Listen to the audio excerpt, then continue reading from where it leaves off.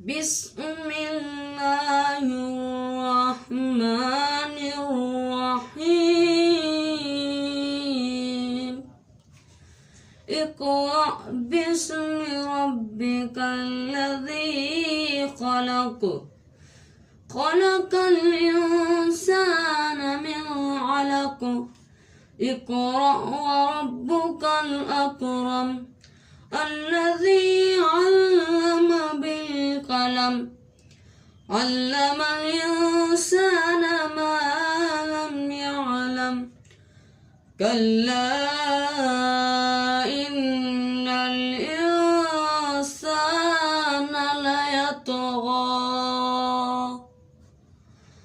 أن رآه استغنى إن إلى ربك الرجعى أرأيت الذي ينهى عبدا إذا صلى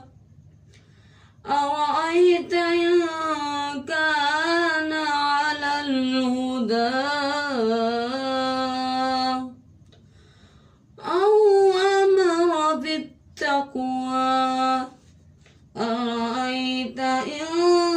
كذب وتولى ألم يعلم بأن الله يرى كلا لئن لم ينته لنسفعا بالناصية ناصية كاذبة خاطئة